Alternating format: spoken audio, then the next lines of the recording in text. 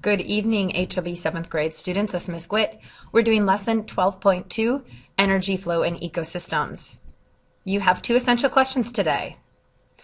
What are the energy roles in an ecosystem? So who are the main players in the ecosystem? How does energy move through an ecosystem?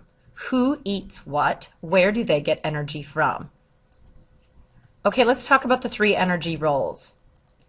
The three energy roles are producer, consumers, and decomposers. You don't need to write that down explicitly because I'm going to define them later for you. Producers are going to be anything that's green that gets their energy from the sun. Consumers are things, typically animals or other organisms that eat other things. And then you're going to have your decomposers. Now let's break this down and talk about just one thing at a time. Okay, the first energy role are the producers. Please write this definition down. A producer is an organism that can make its own food.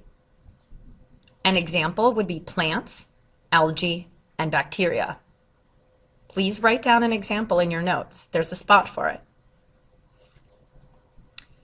Okay, so photosynthesis. This is how the producer makes its own food. It doesn't go grocery shopping. It doesn't grow its own food. It gets it from the sunlight. And this you want to write down also. There's a spot on your notes about photosynthesis. So the plant gets the energy from the sunlight, and it uses the carbon dioxide from the air plus water and its own sugar, and it creates oxygen. And you can see in the picture here, this is a whole process. So producers make their own food through photosynthesis. Okay, let's talk about the second energy role. So you had producers, now you have consumers. Consumers are organisms that obtain energy by feeding on other organisms. And here you can see a bunch of pictures.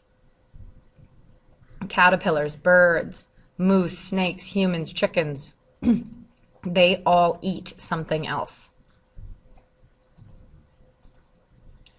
And we have to break down consumers because there are three specific types.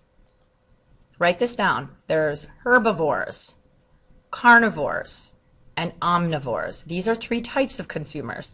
They all eat things for energy.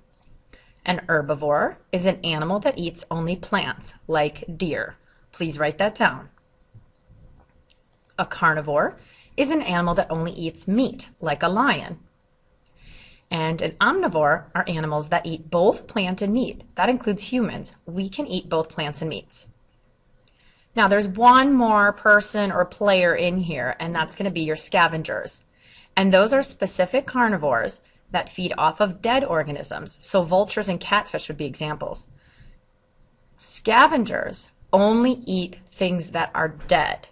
It's usually meat, so that's why they're a carnivore, but it's got to be something dead. All right, we've talked about producers and consumers, and I've told you about the three kinds of consumers. Let's talk about decomposers. Decomposer, an organism that breaks down waste and dead organism and returns the raw materials to the ecosystem. Some examples would be worms, mushrooms, and bacteria. So your decomposers are usually in or near the soil, and they're breaking down all the dead things that have fallen to the ground, including animals and plants. And they're breaking down all that energy. All right, you've probably heard of the food chain before, and I want to talk a little bit about the food chain today. First of all, write this definition down. A food chain is a series of events in which one organism eats another and gets energy. In this food chain, this is an example, and you can see that there are a couple of different organisms here. The flower gets its energy from the sun. You do not need to write this down, so leave the space blank in your notes. So the flower gets the energy from the sun. The caterpillar eats the flower, so he gets energy from eating the flower. The frog eats the caterpillar, who got the energy from the flower from the sun. And then the snake eats the frog, and who eats the snake? Yes, the owl eats the snake. So that is a simple food chain. Please just write the definition. Another topic is a food web. A food web consists of many interconnected food chains. Please write that down. Here is a sample food web. Let's point out a few things about this food web. First of all, the first player is the producer, and they get their energy from the sun. They're the first organism in the food chain. They produce their own. The things or the organisms that eat the plants, like the snail and the grasshopper and the crayfish, they're called first level consumers. Okay, they eat only plants, so they're herbivores. And then something that might eat a snail or a grasshopper or a crayfish, that's called a second level consumer. So you've got a shrew, a heron, a gardener snake, and a frog. They will eat some sort of organism that's meat.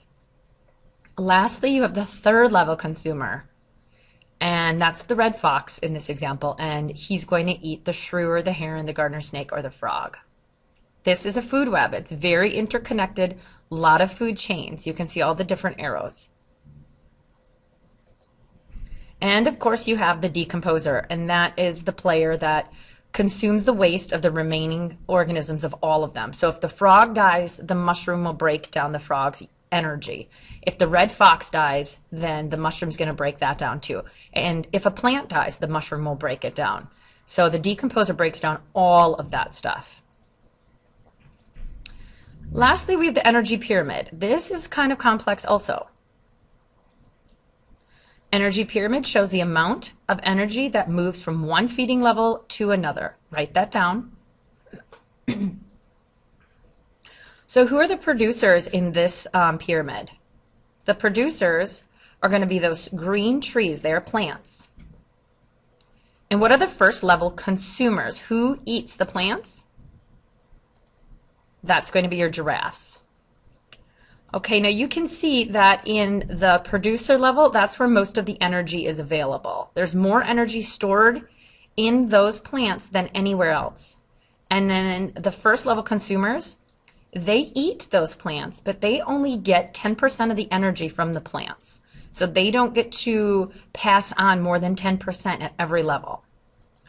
Then the lion is the third level consumer. He might eat the giraffes, and he is going to have also only 10% energy passed up. So as you go up, there is less and less energy each time passed up. So as you go up, the number of organisms decreases and the amount of energy being passed also decreases. There's more energy down at the bottom of the pyramid in all these plants than there is way at the top at the lion. And that's what I have for you today. Please make sure that you've written all your definitions that were in red and that you are ready for Monday and Tuesday for your B-Day classes. All right, this is Miss Gwidt signing off. I'll see you guys then. Bye.